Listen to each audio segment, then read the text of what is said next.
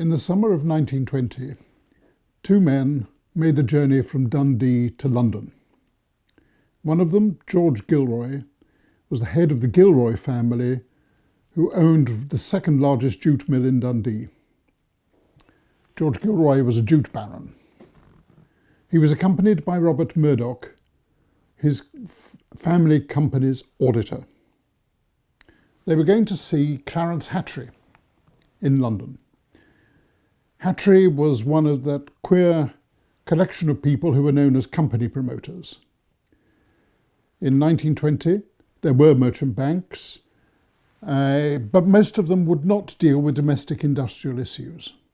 If you wanted to float the shares of an industrial company, you tended to go to one of the group of people called company promoters, who ran smaller businesses and had a terrible reputation for selling shares of varying quality to unsuspecting investors.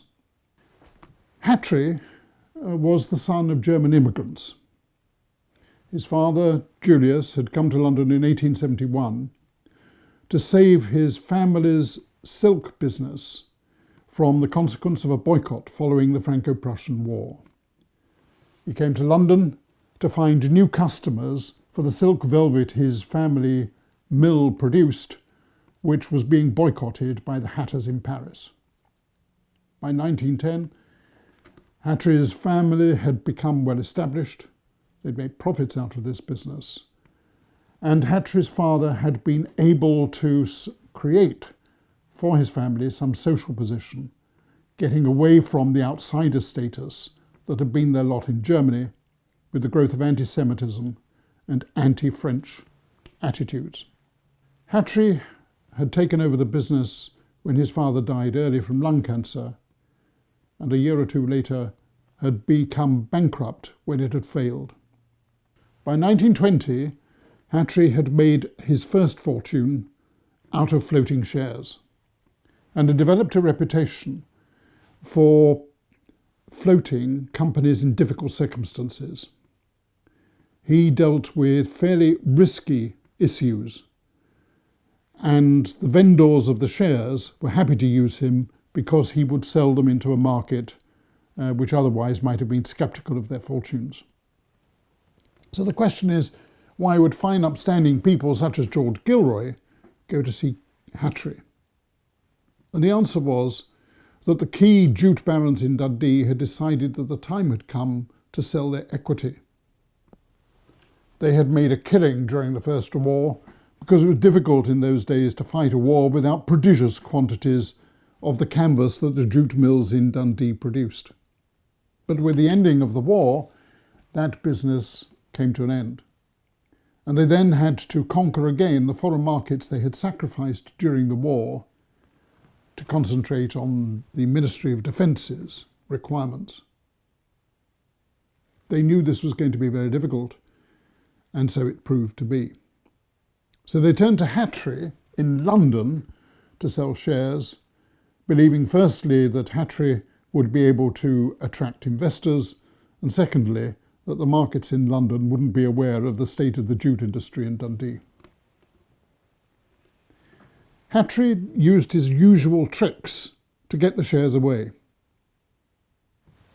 He offered preference shares with a higher than normal coupon, with an added incentive of the possibility of participating in higher profits if they were to happen.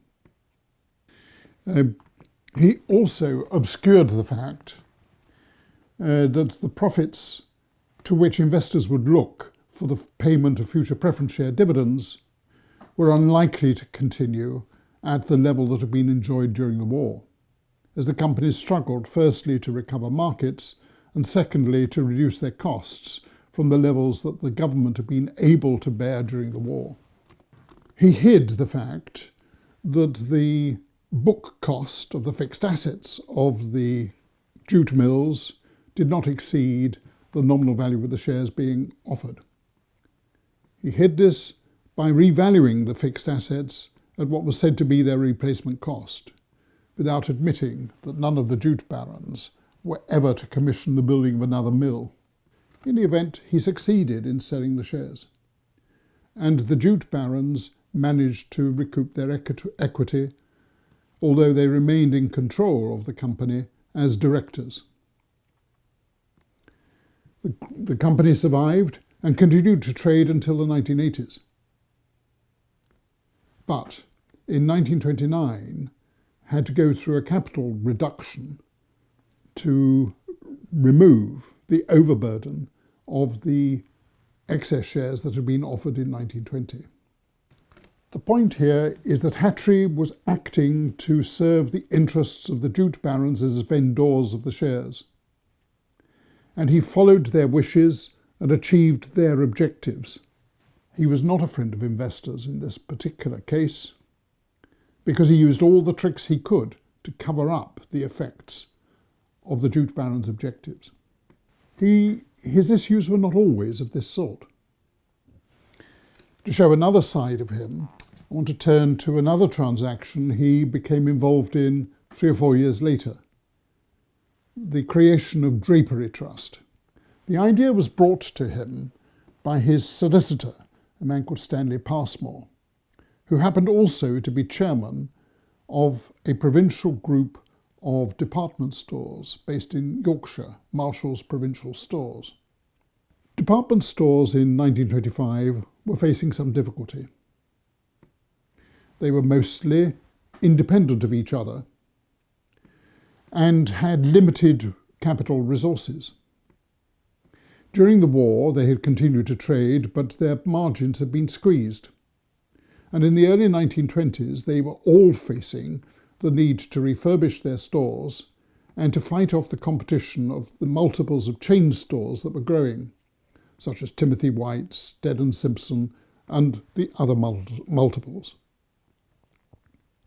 The traditional reaction of most department stores to this would have been to increase the range of the goods that they sold, going up market. But this faced most of the independent owners with demands for working capital they were ill-placed to meet.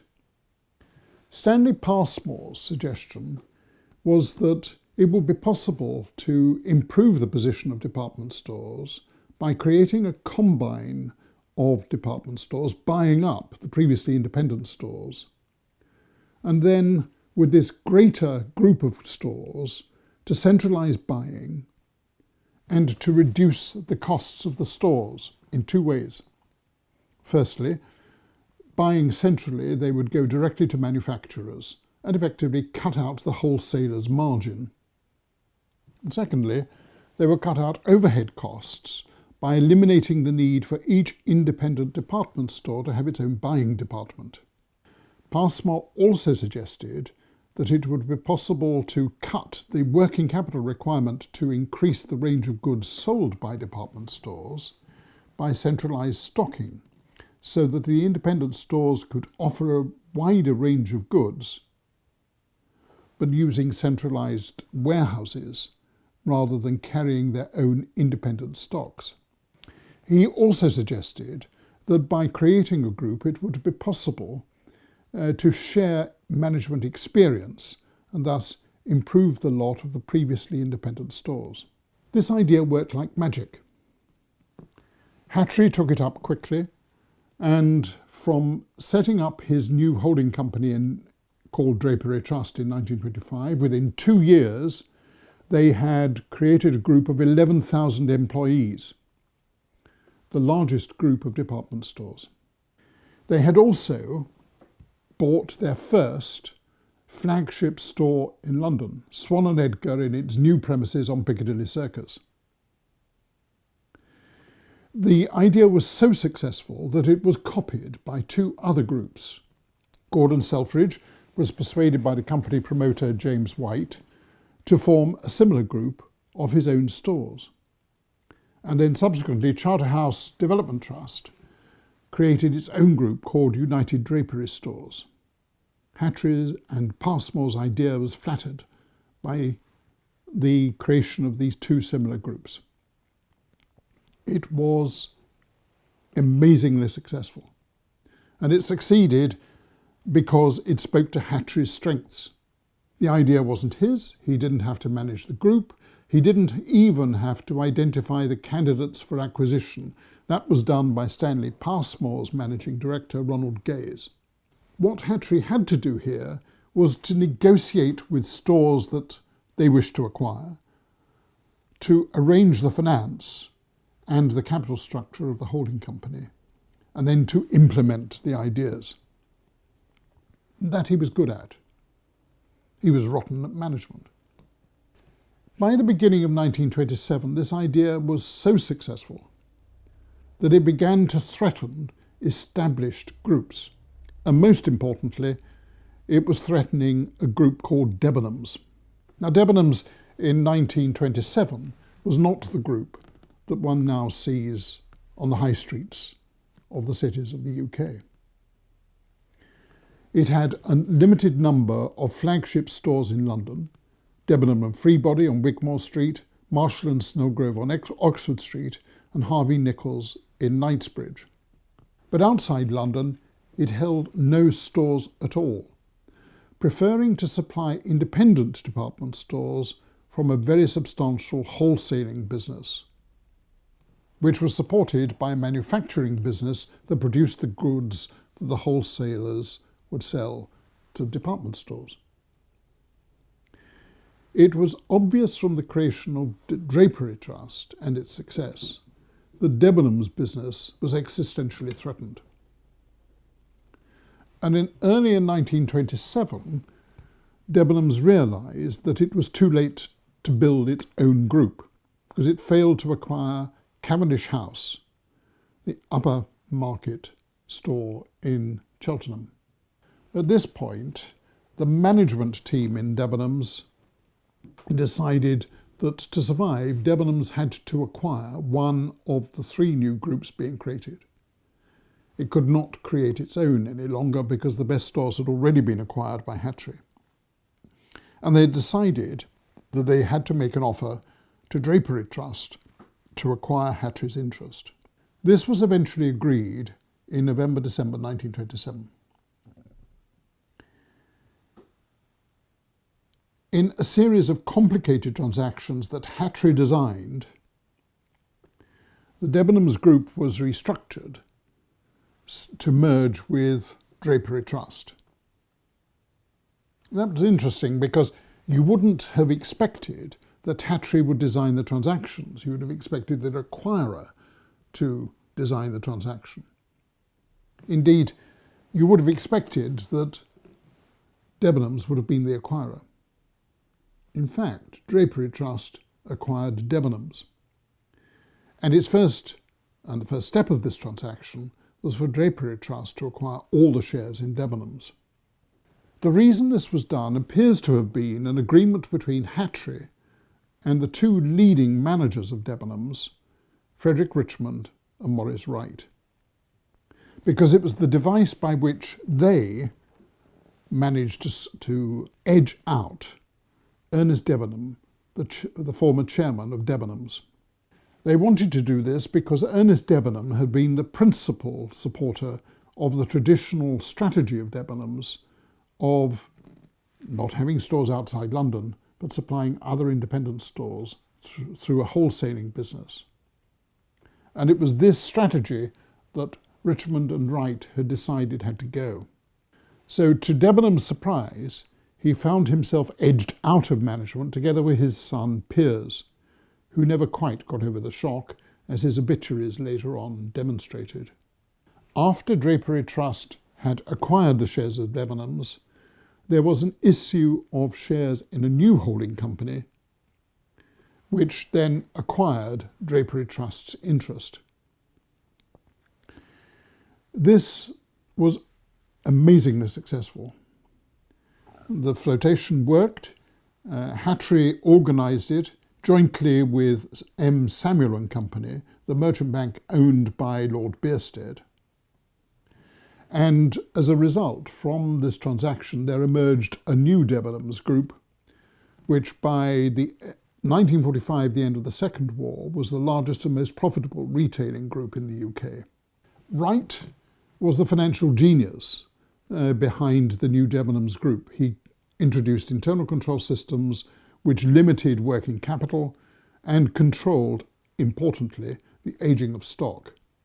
The management team of Drapery Trust survived to ensure that the previously independent managements of the stores they had acquired knuckled down in the new environment of Debenhams.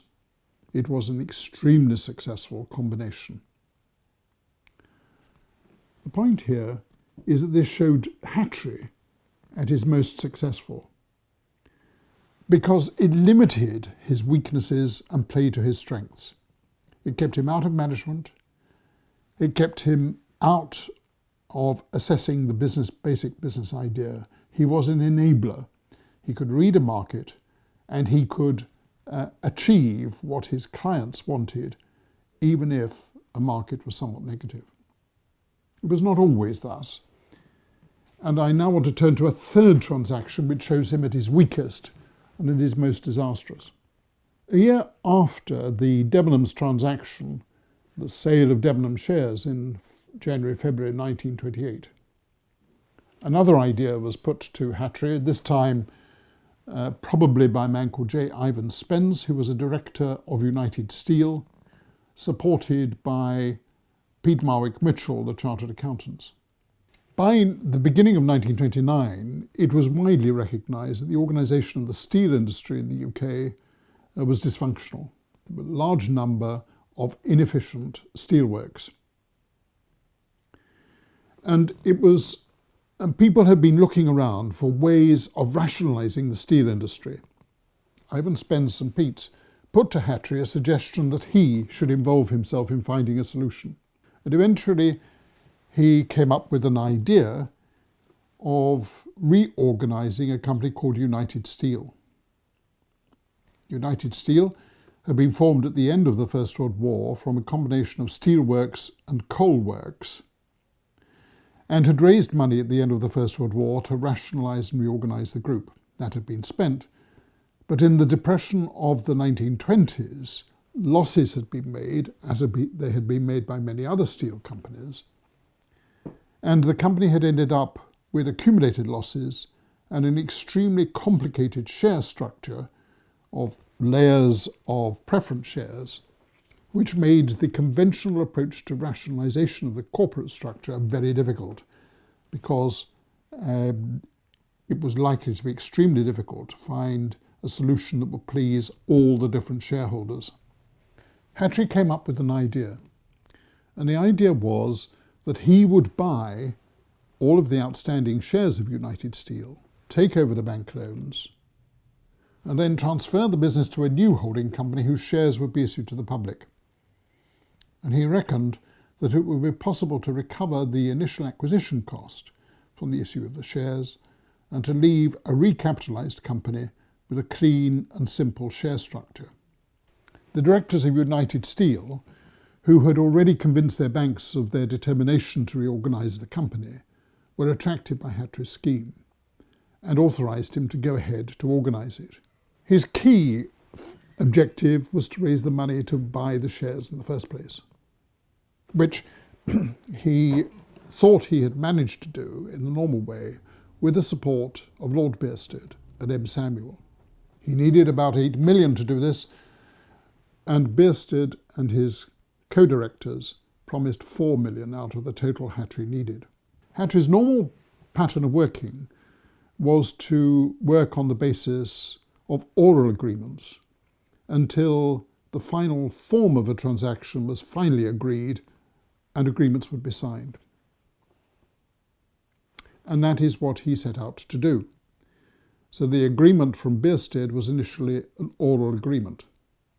Unfortunately for Hatry, shareholders' agreement to the offer that was made in April 1929 was delayed and wasn't finally received until a week before the May 1929 general election, when, a little to everybody's surprise, a Labour government was elected for the first time.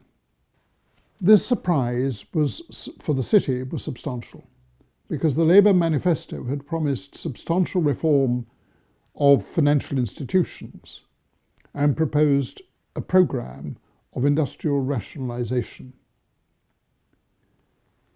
The widespread view in the city was that this increased the likelihood that Hatry's steel scheme might not succeed. On the Monday following the general election at the end of May, Hatry visited M. Samuel, Lord Bearsted, to confirm the final arrangements for his scheme. And at this point, Bearsted denied that there had ever been any agreement to provide the money Hatry required. Hatry was left aghast by what he regarded as treachery on the part of Bearsted. Following his experience of the Debenhams issue at the beginning of 1928, when Bearsted had been happy to cooperate with Hatry, Hatry had thought he'd been accepted by the city.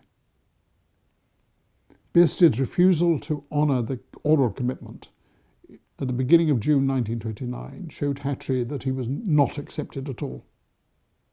Hatry then had to decide what to do, how to react. And his weakness, his key weakness, then became apparent. He could not think rationally in response to what he regarded as a personal slight in this way. And he turned to his team. His team consisted of sycophants who owed their very existence to Hatry. None of them had corporate finance experience other than their time with Hatry. And they were always going to do exactly what Hatry wanted. Although Hatry tried to raise the money he needed, he failed.